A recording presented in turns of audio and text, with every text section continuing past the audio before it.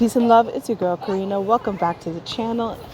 Eye of Karina. On this channel, I like to give you my point of view when it comes to astrology, metaphysics, the occult, and lifestyle. And I'm really excited to bring you the videos that I have this week and really putting my heart and soul into them. And I hope that you will enjoy them. And today I wanted to come to you randomly about the North Node and the South Node. Okay, the North Node is also known as Rahu, the dragon's head.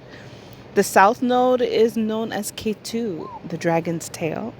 And these points in the sky hint to an idea of purpose, of self-purpose and self-destiny within this current lifetime. So where you find your North Node and South Node can give you a lot of ideas of what you are to experience and learn and walk the path of in this lifetime. And on my Patreon, I will be discussing North Node, Rahu, the dragon's head, in more detail. This is the part that is about direction moving forward. We will go into detail about all of the placements of your North Node and Rahu on Patreon first. But I want to talk to you about Ketu South Node because this placement is a balance to your direction. It's a balance to that. The Ketu in the South Node placement speaks to your past life. It speaks to what you've already mastered. And where you have Ketu in South Node is where you come into this life with certain things that you've mastered throughout your past lives. Very similar to your 12th house placement, which also gives in your hidden talents. Definitely check out my video on the 12th house and your hidden talents. This area of your chart also speaks to the things that you bring into this life. But when we think about South Node, we think about lessons, we think about karma. So these lessons are hard lessons. These lessons are things that you have worked on for a long time, maybe through several lifetimes. Okay, and so within the South Node, there is magic secrets. One of the secrets of the South Node is the ability to detach from the material realm and to detach from any attachments that you have within the matrix and this in your actual society, in whichever type of society or class that you belong to. If Rahu alone, the dragon's head alone, the North Node alone is too out of balance, and this brings us back to the importance of looking at Ketu, the importance of looking at the South Node.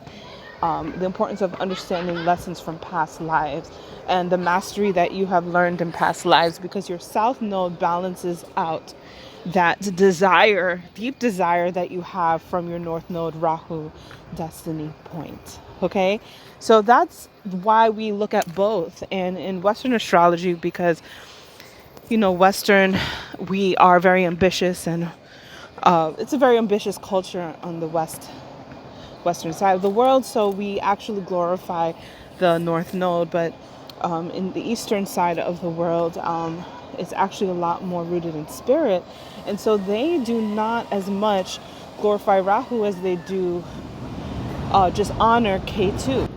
So this is what this video is about. It's about embracing both practices, and that's what I like to do on this channel, and the importance of honoring your Ketu, because the Ketu teaches you about detachment in a way that is from the material world, almost like detachment from the matrix, detachment from the greed of the North Node, detachment from desire, period, which can actually, in a lot of ways, balance the Rahu, because if you are in deep practice of detachment from your Ketu, then you're not always in the space of greed, and that space of desire can actually be very miserable. The detachment allows you to be in a more peaceful state and allow yourself to have peaks and valleys where you're in a place of calm and not needing anything outside of self.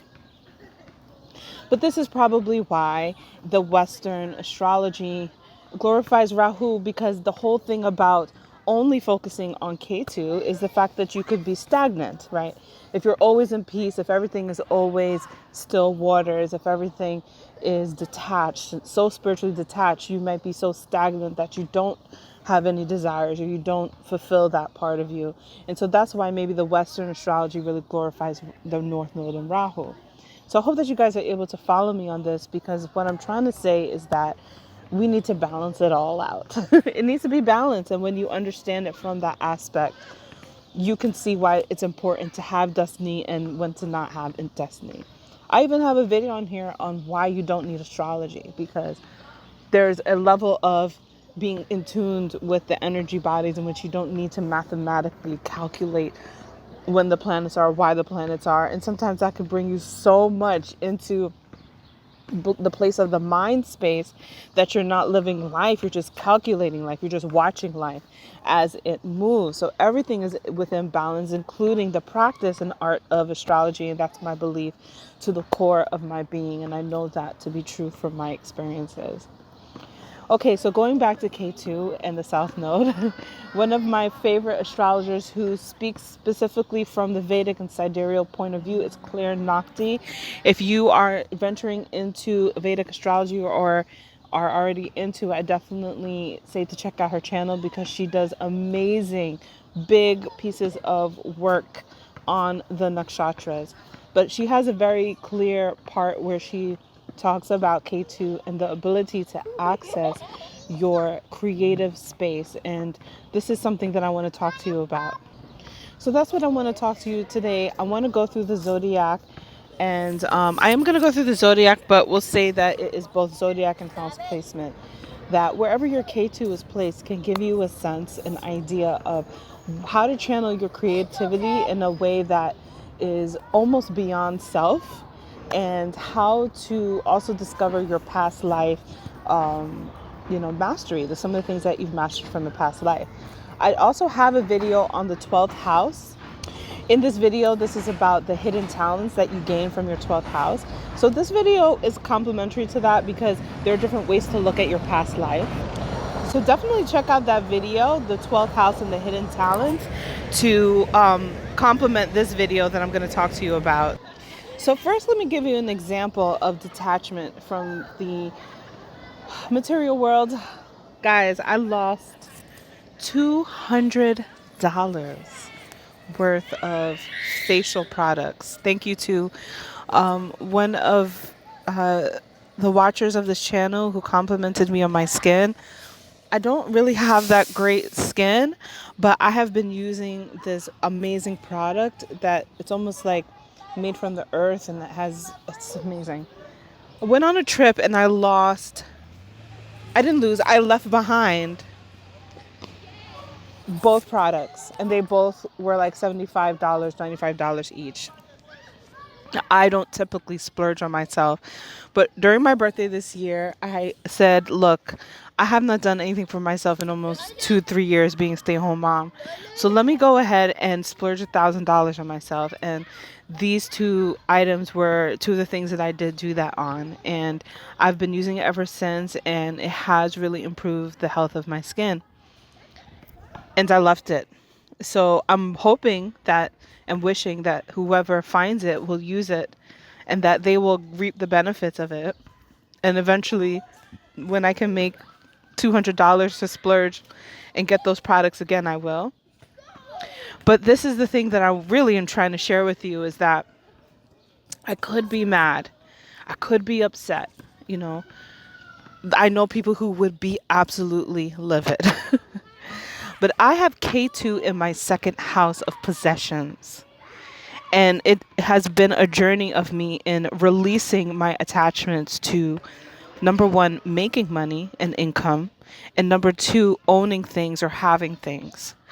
So some of that process has been in letting go of my job, letting go of work that pays me the bills, right? Letting go of income if the job is not tied to self-fulfilling service.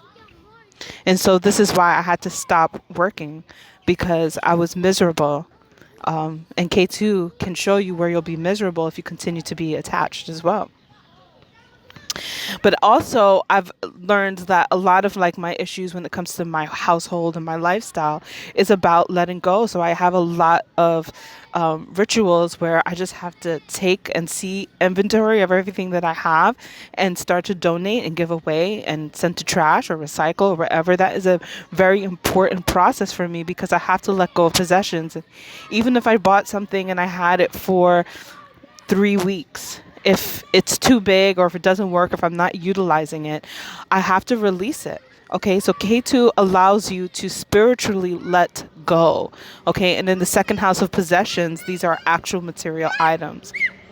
So, with that being said, me understanding that and me being in practice of this for the about 10 years now that I've been doing astrology, I know that, okay, I have to. There's a moment where I'm just like aggravated, and then I'm just like, okay, I have to let this go and wish upon the journey that I could give it to somebody else or somebody else will reap the benefits of it. And that, it's time for me to let go. And maybe one day I'll be able to get those items back. And just the idea of having to repurchase it for certain people might drive them crazy, but for me it's just some sort of peace that I really need to have and almost need to be a complete Buddha about it and just be like, it's gone, it's lost, there's nothing I could do about it, and embody that attitude. And so where you have K2 is where you want to have that detachment. That's the goal here, is to have that detachment, to have that embodiment of that attitude of peace. And I'm telling you, it's not easy. Some of us might have it, but some of us will have to practice it. And I know for me, it's been years of practicing.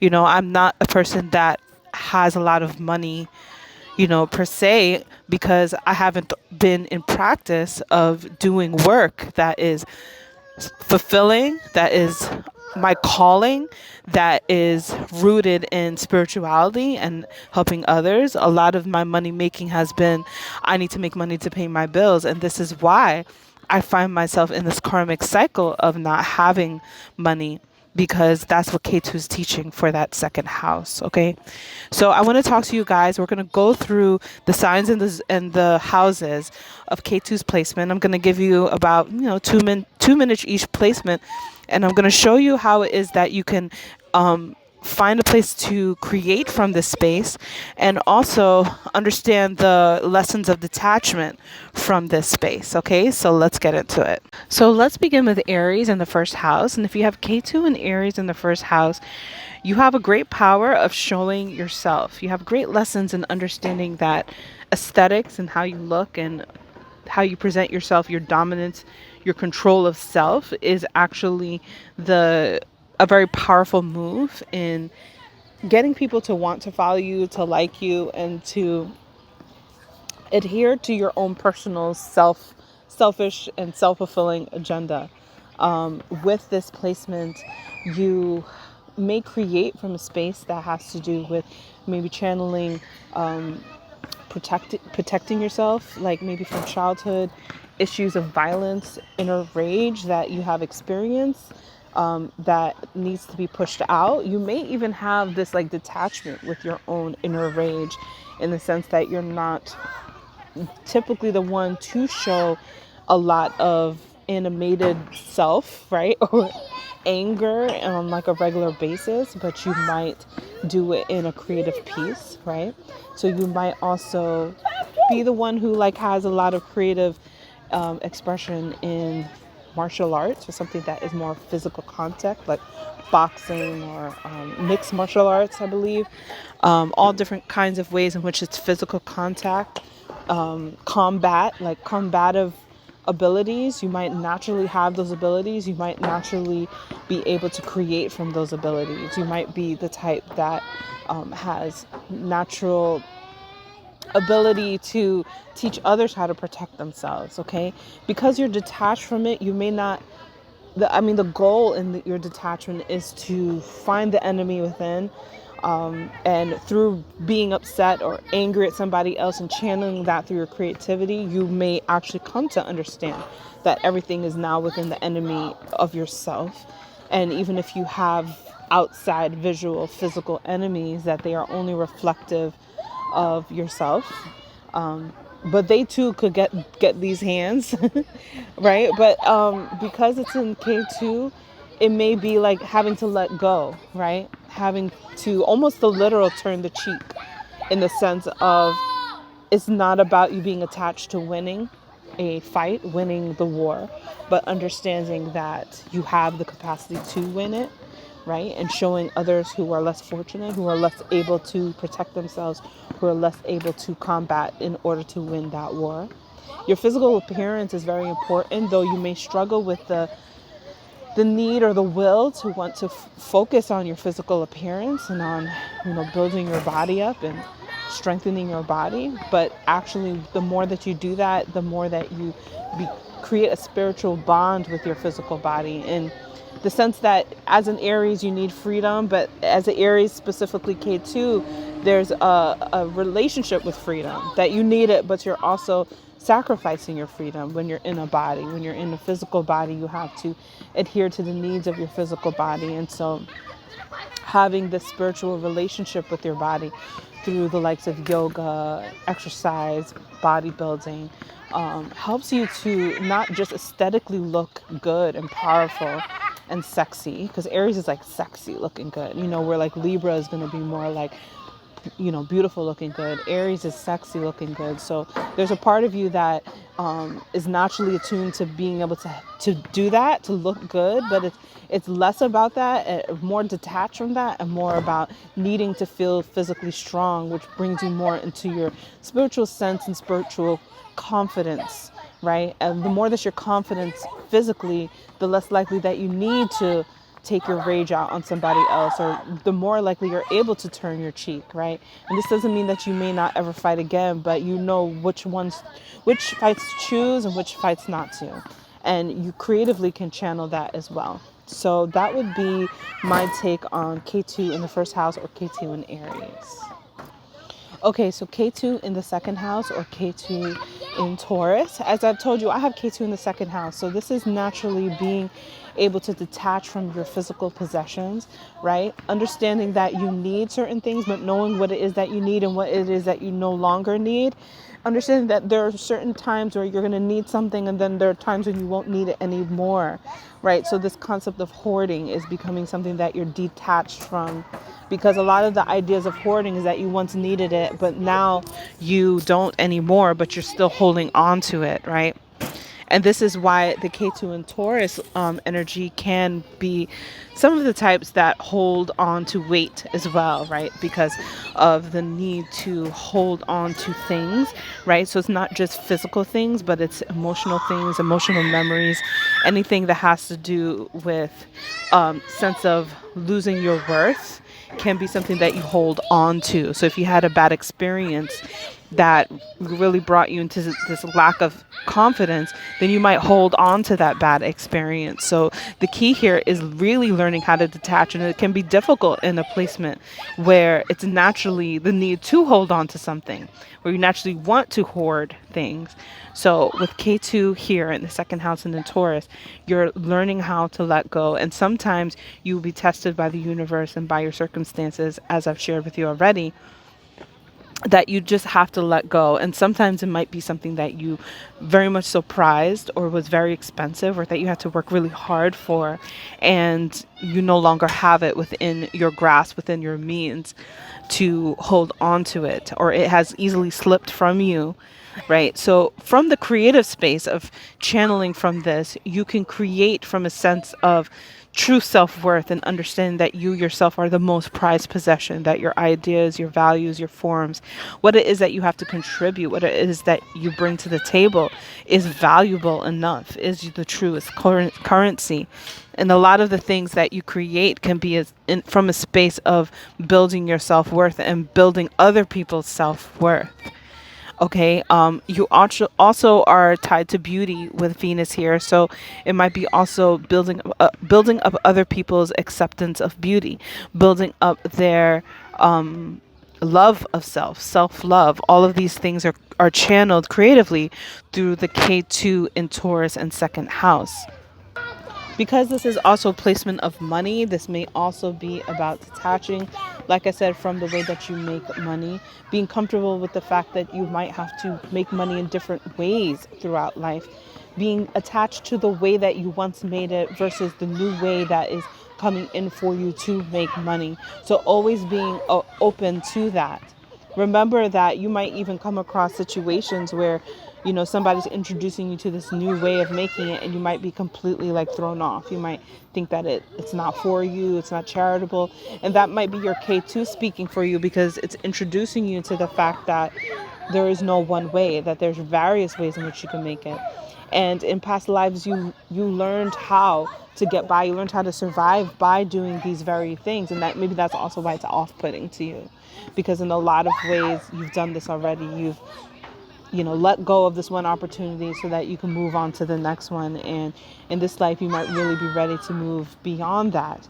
But there are times when you're going to have, like I've said, peaks and valleys in which you're going to have to go back to the way that you used to make money, or discover new ways in which to do it. And it's all about your attitude of peace in this, because everybody is having those changes no matter where their K2 is placed. But the issue with this placement is that you might really have a lot of resistance towards that, right? Where it can bring you a lot of peace to just be like, look, let me go back to making money versus holding on to my pride that I'm over this and this is not the right way to do it, and all of those things. In a lot of ways, your value and money is very spiritual, and you're creating a spiritual relationship with your sense of worth and money. You're creating a spiritual relationship with money itself. You're creating a spiritual relationship with your currency. And that too is also helping you to balance out your North Nodal placement if you have K2 in Taurus or in the second house. Now, if you have K2 in the third house or in Gemini, this is about creating a relationship with your nearby people, right? So like your neighbors, your landlords, even the landlord also is in the fourth house and in Cancer. But it's like the people that, are surrounding you in your day-to-day life, and like your extended family members. So you might have had some past situations with extended family members that kind of left a bad taste in your mouth, that kind of put you in a place where you didn't want to deal with them anymore. And that's why you may lean more towards your Rahu placement. But there are certain family members that are golden, that cousins and aunts and uncles that remind you of who you are, that remind you of the kind of survival mentality that you need to have, that make you feel like you belong to a community, to some place. And so the South Node in Gemini and in the third house is speaking to this relationship with those surrounding people in your community and within your family, like those extended family members. Now, this is also related to a place of communication and how you write. So these people who are creative, and if you're channeling your creativity from this placement, then you naturally are great writers of short forms. So great writers of poetry, great writers of short stories, great writers of like anything of short scripts, television scripts, YouTube video scripts. This is a chance for you to show your skills in the way of telling a story within a short amount of time, which is very powerful. Because a lot of people can develop a story in a long novel. A lot of people could do it in big concerts, which you find in another placement. But in this placement, the ability to be concise and to get to the point, but to also keep people engaged, is also a big thing for you that you naturally have and can bring to the table in your art and your creativity. Your communication style is based off of your moods. You may not always be in the best mood, but sometimes it is not being in the best mood that allows you to channel your communication and creativity in a more direct way and getting your point across to people. Okay, so in this placement, it's one of your skills, and it is one of the ways in which you could create from. So you can also create from almost this little bit of a demonic energy of this fractured mind, of this split mind, in which you're going and coming from two different places. It's almost like you have an angel and a devil, and from those two concepts, you can create, you can bring to the table to show people the fact that everybody's a little bit polarized in the sense of the twins, the Gemini energy. And there's something that's actually very kind of scary about the fact that there's two sides of you. That's very scary to a lot of people who aren't as self-aware that they actually have two sides. So there's something about you that makes people uncomfortable because you show and reflect to them the fact that you have a darker side. You have an angelic side and a purified side, but then you also have another side to you. So creating from the K2 position of Gemini in the third house is a very powerful place for this placement and very effective to getting your point across with this placement. Now, K2 in the fourth house or in Cancer, I really want to speak first from the idea of family roots and heritage when it comes to creation, because it's the first thing that I thought of with this placement is that you may be creating from a place of nationalism, being proud and happy from where your family comes from what your ethnic background is, from understanding these things about yourself, from what makes you unique because of your ethnic background and your makeup, but also what makes you not unique, what makes you a part of a family, like a country, what makes you a part of a bigger group, something bigger than yourself because of this cultural, ethnic, national heritage like background. So this is actually a very tribal place. You might actually create from the space of wanting to costume yourself as according to your ethnic background, incorporating those parts of you. You might want to incorporate the language, right? Or the slang or the verbiage that speaks to that part of you. That could also be in the third house, to be honest, but it also comes from here in the sense of that it's connected to your heritage. So both of them speak from that place of community and language when you think about third house and fourth house. So this is why it kind of like it's cusp when you think about language and slang and whatnot, and it reflecting your community, but it also is here in the fourth house. And also just naturally creating from a place of nourishment and giving to people, giving what it is that people want by knowing what they naturally want, by being in tune with people. So you have a natural ability with Ketu here to be understanding, right? Your mastery is understanding people's needs, understanding them from a deep sense of themselves, right? And that is one of the skills that you've developed in past lives, is having that deep understanding. And a lot of the detachment that you're experiencing here is from the family at the same time. So while you can create from the nationalism, the pride and the heritage from it, and while you have deep ability to nourish people because of your understanding of them, the detachment comes from belonging to them in the first place. The detachment comes from being able to venture off left or venture off right, even if the family denounces that, even if they don't agree with you going that far. You might take your family out of their own comfort zone, even though you are speaking to their heritage and their nationalism. So there's something there where you naturally have to detach. There may be times when you have to focus more on your career, and the only way to do that is to detach from the family. But at the same time, the family brings you peace. It brings you comfort. It reminds you of who you are, and that is why having Ketu balance out that Rahu, which is going to be in the place of ambitiousness, right, in Capricorn energy, why it really needs a lot of balancing, because you're going to have a lot of peaks and valleys. A lot of times when you're up at the top, and it can be difficult to stay on top. And the way that you actually do stay on top is to go back to the family, is to take breaks from being on top, is to allow yourself to nourish others and nourish the people closer to you rather than focusing on your personal ambitions. So that Ketu energy is very powerful here because it is the secret to being successful. Okay, so now we're moving into Ketu in the fifth house, or in Leo. Okay, so when we think of this area, this is a natural creative energy, right? So you also can be creating from this space of family, but in the sense of family dynasty. So not just heritage like the previous one, but dynasty as in the generations to come. So you could be speaking specifically when you create from this place to your grandchildren, to your great-grandchildren. You can be creating for them. You could be thinking about the uniting of your dynasty with another dynasty. So this might be a placement that thinks about and honors family, but also is speaking about what they're looking for in a family. So you can create from that space. But this is naturally just a creative space, right? So in this area is where we find like the dramatic arts, is where we find the actors and the actresses.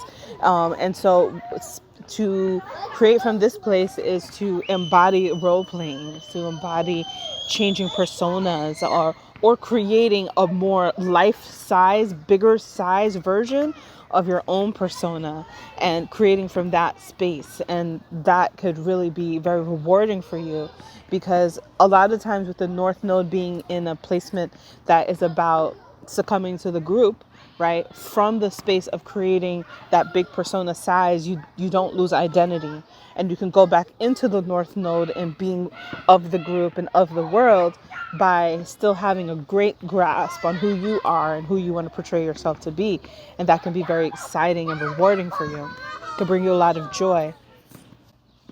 Now with Ketu here, this is also an area of childhood and kids. And so you may have to learn how to detach from your own childhood. There may be certain things about your childhood that you hold on to as being solid, or Bible, as I say, in the sense that it's something you're devoted to, but in the sense that you want to move forward in life, you might have to learn how to detach from those things.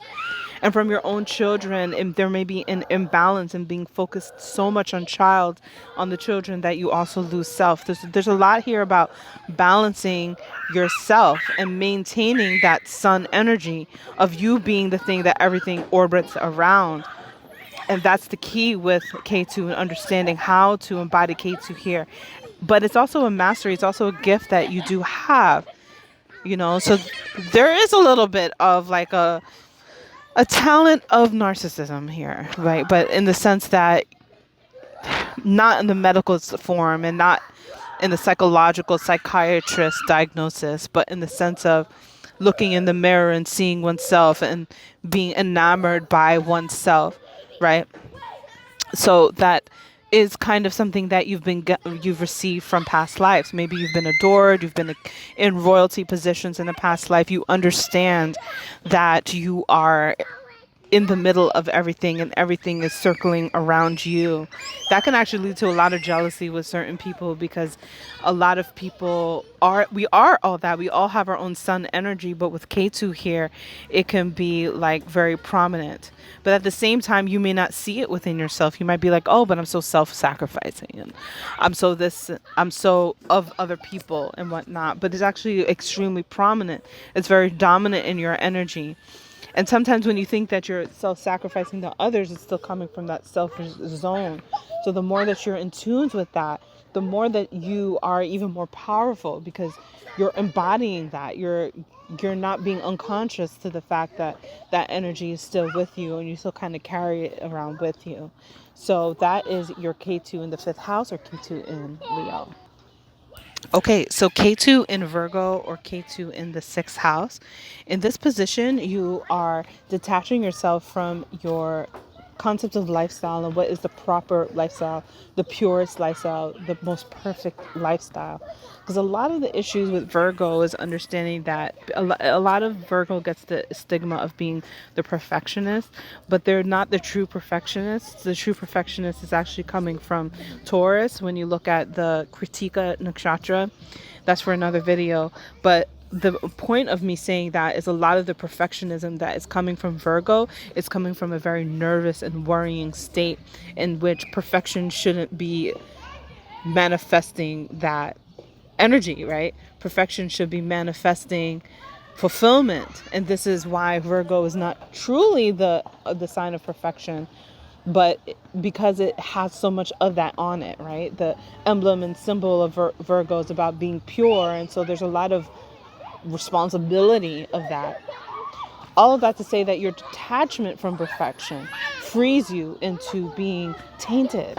And this is a part of it, is letting go of the need to be pure and allowing yourself to be tainted, which means that you might be exposed by dirty secrets, or by snitchers, people who snitch, or things like that. You might have to experience certain things where your reputation or just how you see yourself or how other people see yourself is tainted.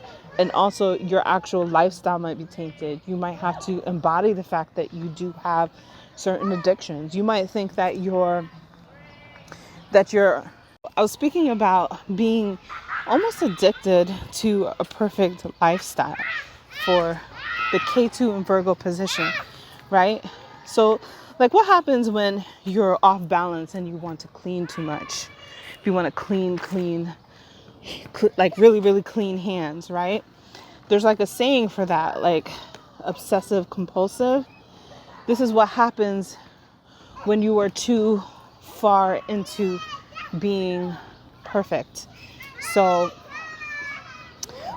this is what happens when you have the North Node in Virgo in the 6th house. So with Ketu here, you're actually able to detach from needing that, because you can see those things. You can see that you would be off balance and wanting to be so perfect. So embracing the parts of you that are not going to be perfect, embracing the parts of you that might be addicted to foods, addicted to addicted to drugs. We're embracing the parts of you that might be addicted to anything of the material world that has deep addiction. And we can have addiction to all kinds of things. You could even be addicted to your car. You could be addicted to a certain, workout. You could be addicted to yoga, because the physical material world is tempting no matter what. So we all find those things. So with this placement, you're detached from being pure. And because of that, you are more normal. You're more healthier in the sense that you're human, that you have flaws. So your ability to see flaws within yourself, to accept flaws within yourself, and then to accept flaws within others is a beautiful manifestation of this placement. Okay. And also you may create from that space. So you might be a really great medical practitioner that understands and can create things, create books, create materials that embody embracing what people need from different walks of life. You might cater and adapt your materials to suit the different types of people, because Virgo is a classification space, right? So when you create, you might create from a space of classifying people, and it actually helps them because now they feel like they are known, they feel like they are understood. So instead of classifying it and putting people in like a space of judging them, you're classifying and creating for different types of people. So if the focus is more about that, then you become extremely useful and embodiment of service, right? So this is where Ketu sits, because with Ketu being here, you naturally can always come back to this and to remember that you have this ability to serve others in this very unique way. Now, Ketu in Libra and Ketu in the 7th house is deeply connected to its spirituality and to its artistry. The thing with this placement is that you may create from a space of manipulating and changing yourself. You might create from a space of changing yourself aesthetically, specifically. I mean, it may be a personality and characteristic traits, but like I said about Aries might channel working on their energy, right? K2 energy, to be pleasing aesthetically in the sense of being hot and sexy, because Aries is Mars. When you start to deal with Libra, it's about being pleasing and pleasing and sensual, pleasing and aesthetically pleasing for all of the feminine traits of Mars, which is to be something that's enjoyable to look at, like Mars, but just overall more softer, more rounder, more pastel-y, more glittery, like more in the sense of feminine, not divine feminine, but feminine in the material plane feminine. So this can be a little bit more tricky, because this could be detaching yourself from desiring to be these things, and so you become everything that's not that. So you might detach yourself and become very ugly, and so it helps you to not embrace being so beautiful, which can be out of balance, right? So you might have situations where you have to really embrace the fact that you are just not the most beautiful person in the world. You might deal with security issues about getting cheated on, which brings you into this place of competing to be the most beautiful person. That's just one outcome. But all of that is your Ketu bringing you back to the fact that your worthiness is not just based on your beauty, and because you understand that, you then become the most beautiful, and because you understand that, you then become the most attractive, because you're no longer so focused and attached to it like a Rahu placement would be in Libra and the 7th house. So the other thing is also detaching from your partnerships, in the sense that you might be overly like focused on your partnerships and you lose yourself, right? So with K2 here, you detach from your partnerships and you become almost imbalanced, which means that it doesn't mean that you have to be divorced. It doesn't mean that you have to break up, but there's a level of not being so much about them that brings you into the place where you're actually more in harmony with them. And your partnerships might actually be happy that you are not in the need of focusing on them so much, because all that focus on them could be like a lot of pressure for them. So that's the mastery that you bring into this life. And how you can create from this space is to manipulate yourself to be whomever it is that you want to be, is to chameleon yourself as an artist would be, right? To know that that is not you, but it is who you are creating yourself to be in that moment. Kind of like an actor and actress, but you may not necessarily just need it for a specific role, but it may be something that you just create for a moment, or maybe you are a certain role. But the idea here is that you're chameleoning yourself to be whatever it is that you want to be. You can role play, or you can just create it for the mere moment, but it's about having the ability to manipulate yourself. And it could be to be something manipulated that isn't necessarily beautiful. So let's say, for instance, you manipulate your parents so that you are the most, scariest witchy, that a movie, The Witches, where the old movie, The Witches, they're redoing it, but the old one, they're just so droopy and slimy and whatnot. So you could create this space where you are like the ugliest thing ever, or you can create yourself to be Jessica Rabbit. You could create yourself to be the most sexiest, sensualist, hottest thing walking, but you're not attached to the identity of it. And that will actually free you up, because you could be anything that you want, and then you're nothing at all, because the entity itself that creates, is what is beautiful. And that's going to help you as you move forward in life towards your Rahu and your destiny point. Okay, so we're moving on. And I hope that you guys are able to get something out of this. I'm doing my best to speak about the certain places in which it is something you have to detach from, but also something you can embody creatively, but also something that you have a skill about. And so I hope that that is resonating clearly for you. In this one, we are speaking about the 8th house and Scorpio, and K2 being in the 8th house and Scorpio.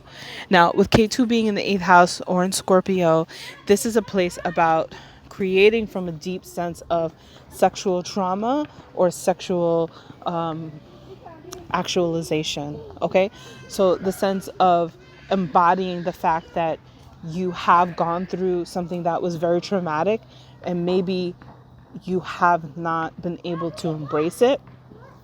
So creating from it allows you to embrace it, but then creating from it also allows you to detach from it, because you may have held on to it so much, like, this is who I am a victim and I have been abused, and it carries around with you and becomes a part of who you are, versus creating from that space, which allows you to release it, allows it to be known, right? And then it's no longer part of you because it's been releasing out from who you are. So it begins the process of true transformation from the victim to the victor, or like the phoenix rising from the ashes. So the creativity in this placement is extreme healing because of that ability, especially if you have had a sexual trauma. Now, if you haven't had sexual trauma, or if you have, it could still be the creating from a space of sexual actualization, which means that you may have been oversexed, hypersexed, right? In your past lives, and you understand that about yourself, or you may have been undersexed in your past lives and are understanding that about yourself, and which you start to create from the space of either balancing one or the other out. Okay, so sexual actualization could be, I am more than just my genitals, or it could be my genitals are everything, right? So it could be like, I am more than just my wop, because I'm a woman, and I am more than just, something to chase after, being having pussy or whatever. Sorry for the language. But I am more than just that, because I have skills and ability or whatever, right? Especially if you're hypersexualized, you may come from that angle. But you also might come from the angle that, because I am a woman, because I am of the womb, and because I have a WAP, that I can be anything I want, because the womb creates life. So the womb creates life in all of my life. I am a creator. I can do whatever I want. And so maybe that might be more from the angle of being undersexualized, in which you haven't been able to embrace this part of you. I hope that makes sense. Okay. So creation heals in this place, as it does in all of the placements, but in this one, it really heals, and it transforms at the same time, creating you to be who you are supposed to be in this life, and who you never were in the past lives. Okay. So the key is really embracing that journey that you're going to have. And the creativity can be over sexed, right? Which is absolutely fine. Or it could be about political stance on it, right? It could be about changing sex. It could be changing your sense of gender. These things can occur here, because this area is ruled over by the genitals, right? Gender, genitals, it's all connected. So this placement is key in understanding that everybody's got a different journey. And so it's not about always all being under one, but just all understanding that we all have different journeys and ways to go. Because a lot of people who have Ketu in Scorpio, or Ketu in the 8th house, may have opposing journeys, right? Remember that this is also a Mars ruled placement, as well as a Plutonian placement. So you're dealing with psychology, but you're also dealing with an opposing force. So you may be dealing with something that opposes you in this. So somebody who might say that you're being too sexualized, or that you're being too critical, or whatever. So you may also create, from like Aries, from a place of worship, but it may be more of a psychological worship that you're creating from. All of that to help release you and to pull you into the being that you are supposed to be in this lifetime, by balancing out this placement with your Rahu placement. And then you also might have to detach from what society has placed upon you to be sexually, in order to create from the space. So you might be dealing with deep religious, some people might be dealing with deep religious values and states of being that are telling you that you can't be sexually expressed. But then there might be like the whole opposing force, and you might be coming from like, a more hypersexualized society, in which you're saying that you're being too pure, and that you're taking it too far, that you're looking too deep into things, right? So there's a lot here at stake when it comes to you against something else, and you'll have to detach from that mentality, right? Psychology that you might be mainly from, or that you might associate yourself with on a very deep and intimate level, meaning that you might have been binded by these mindsets for a long time, and now have to pull yourself out of it, and that alone can be very difficult. So this could be somebody who really struggles with being sexy, right? Or really struggles with not being sexy. Somebody who's really trying to find their sexual side, or somebody who is really trying to detach from their sexual side, depending on which angle you're coming from. So now we're looking at Ketu in the 9th house, or Ketu in Sagittarius. This placement is big on detaching from ideologies, belief sets, and religions that are that take things too far, in which it becomes abusive, and take things too far in which it becomes like segmented. because this placement, and that's because this placement is about idolization. Sorry, y'all. This placement is about idolization. Okay. Yes, it is a placement about higher self, higher learning, your connection to God, your connection to your highest mind, right? But what ends up happening when this is taken too far is that it becomes idolized, that you idolize your preachers, you idolize your teachers, you idolize your trainer, you idolize your guru. So if you have this placement, you might be the type to really denounce being a part of any sort of group or belief set that puts like a specific human above another human, like fame or whatever, but also like you might really denounce fame, but also even in gods, like you might denounce the concepts of God or embody the concept of God. And that's when we get into your creative sense.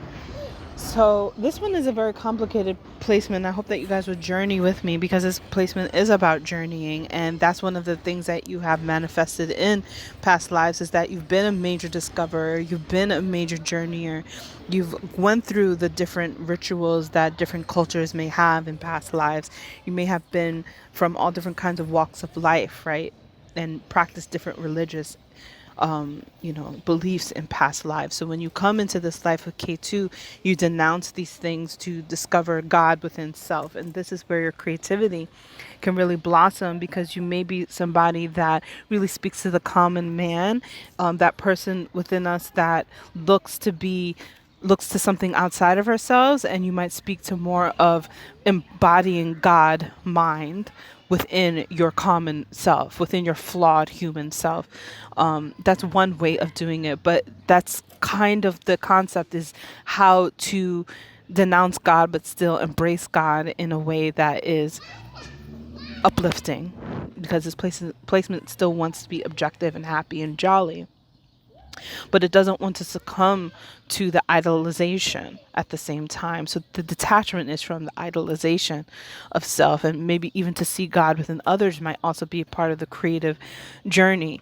Now, this placement might also embrace tribal and cultural ways in which they channel, right, as well, creatively, similar to fourth house in Cancer. But the difference, in my opinion, would be that fourth house in Cancer would channel their ethnic and traditional heritage background from the place of their own DNA and bloodline, where this one might actually channel the ethnic, traditional, and tribal costuming, garb, and personas and gods of other cultures that they're not born from within that body. So the creativity is exploring the tribal expressions of cultures outside of them. And this is actually where this placement can sometimes be shamed for being appropriating, which is, I have a whole concept about appropriating. But this is kind of what this placement can do within their work, is to make these outside cultures more common with the common person or the common culture that they're within. So it's cross culture, it's crossing cultures, right? But actually what happens when you cross cultures, because when you really do, is you create something foreign, so you create something exotic. And so this placement creates exotic things, exotic concepts, exotic everything about them is seeking for something foreign, which is something exotic, something that people haven't seen before. And this is kind of where they go with their creations. And they can really be shocking and jarring to people, but it could also open people's minds up, or it can bring out the rigidity and the resistance within people. Okay, so moving along with Ketu in the 10th house and in Capricorn, what we end up finding is the need to detach from our career and from our reputation.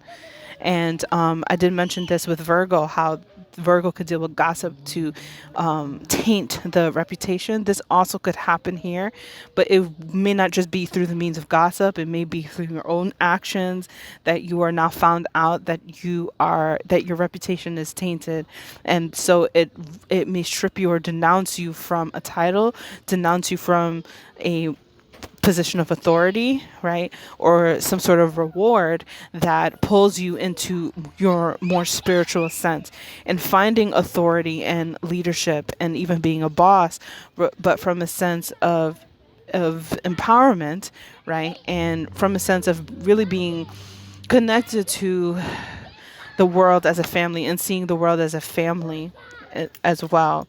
And it may not just be as a family, but that might be one of the outcomes. That might be one of the manifestations, right? So it will be learning how to detach from needing reward. It will mean from learning how to detach from being the one that orders people around or that is in total control, letting go of totalitarian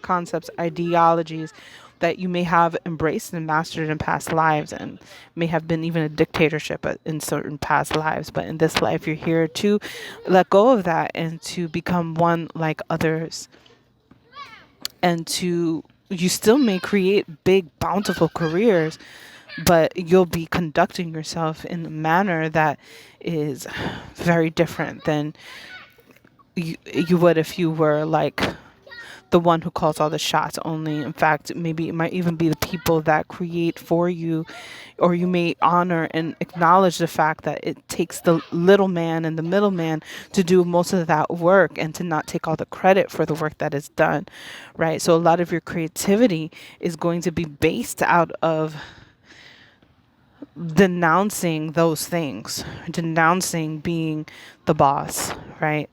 Or you may channel from being the boss, but truly you're like a parent. You're a part of a family, and you may embody that part, and you may create from that sense of family. Okay, so Ketu in the 11th house or in Aquarius. In this placement, you are detaching yourself from friends and societies that are controlling you and trying to cover you up, trying to push you down. So you may actually create from a space of philanthropy, in the sense of creating from a place of needing to serve your community, but also being detached from that community. Very similar to third house, very similar to fourth house, in the sense of self connected to all, but also self not within all, self being its own entity and not being flushed out by the overall sense of what society wants. So this is somebody who may deal with like the fact that, you know, these are the trends that everybody wants to do, and you may create from saying, all right, it's time to go off trend. You may create from saying it's time to look at where it is that, you know, everybody's following each other, or everybody's kind of being the sheeple, and create from the sense of being against the grain, but it's still for the people, right? So, but showing them where they may be not thinking for themselves, and that creativity can be very powerful. But it's difficult to finagle, right? Because it's still for the people, but it's just against what they know. So you can deal with a lot of resistance at first, especially depending on the types of groups that you associate yourself and that you belong to. It's like saying that you are detached from the group, but you still want to belong to it. And maybe there's a part of you that can never really not belong to it. So you're creating from that sense of knowing those things. And this is kind of your mastering, being able to communicate those things, communicate where things have been skewed and flawed. Okay, so the final placement is actually K2 in the 12th house, or K2 in Pisces. And this is detaching from having no form, of having no position. This can also be actually this placement and the last placement, K2 in the 11th house in Aquarius, they can deal with detaching from being snobbish, right?